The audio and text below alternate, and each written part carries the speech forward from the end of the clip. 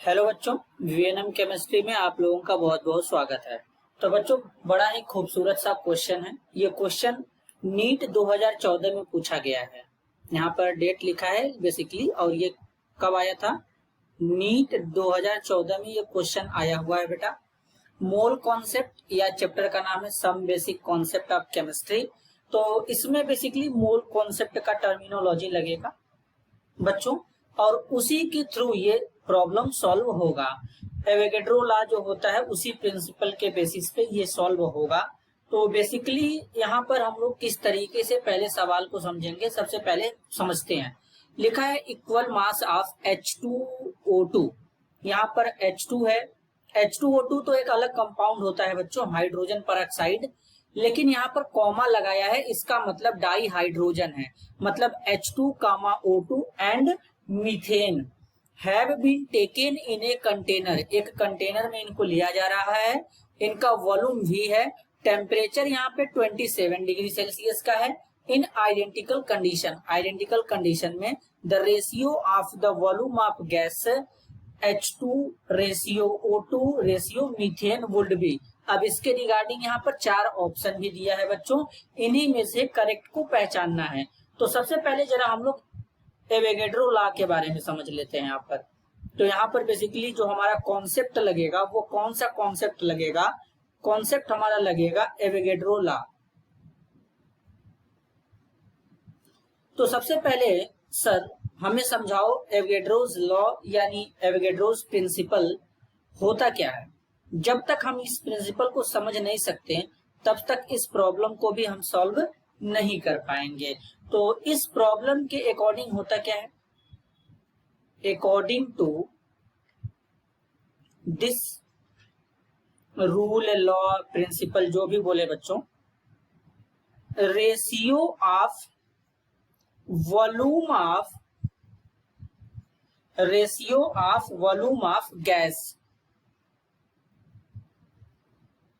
gases will be equal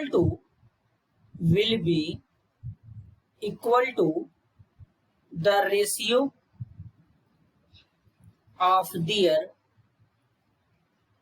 number of moles। यही हमको Avogadro principal बताता है। तो अब यहाँ पर मोलर मास जो है बच्चों, ये देखेंगे किस तरीके से यहाँ पर दिया हुआ है। तो अब जरा ध्यान से समझते हैं बात को। Molar mass of H2, O2 और मीथेन, इनका मोलर मास दिया है बच्चों, 2 दिया है, 32 है और 16 है। वैसे मीथेन का 16 होगा, ऑक्सीजन का 32, हाइड्रोजन का 2 ही होता है बच्चों बेसिकली।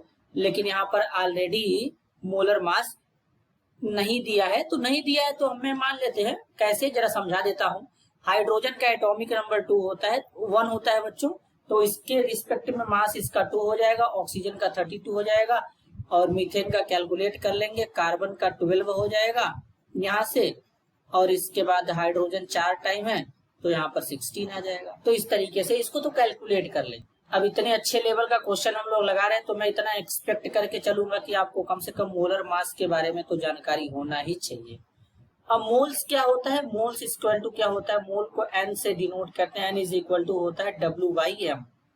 तो अब W/m है तो कैसे, जरा समझेंगे। यहाँ पर बेसिकली W जो हमारा होता है बच्चों वेट होता है सब्सटेंस का, और m हमारा मोलर मास होता है। तो अब सबका कैलकुलेट करेंगे तो यहाँ पर NH2 हाइड्रोजन के लिए हो जाएगा, रेशियो लगाएंगे, M ऑक्सीजन के लिए NO2 हो जाएगा, फिर रेशियो लगाएंगे मीथेन के लिए NCH4। N का मतलब यहाँ पर जो स्मॉल n लिखा गया इसका मतलब है मोल्स। तो H2 के लिए W/, हो जाएगा क्योंकि मास तो बेसिकली सब्सटेंस का दिया नहीं है, मोलर मास यहाँ पे 2 है। फिर रेशियो O2 के लिए क्या लिखेंगे? W/32। फिर मीथेन के लिए क्या लिखेंगे? W/16। जब इनको सॉल्व करेंगे तो कितना आएगा बच्चों? सॉल्व करने पर यहाँ पर रेशियो क्या बनेगा? तो रेशियो यहाँ पर बन जाएगा कुछ इस तरीके से, 16:1:2। तो ये यहाँ पर बनेगा फाइनल आंसर। तो बेसिकली इस तरीके का आंसर कहाँ पे शो हो रहा है, हमको ये ध्यान देना है। तो यहाँ पर इस तरीके का आंसर 16:1:2 ऑप्शन सी में शो हो रहा है।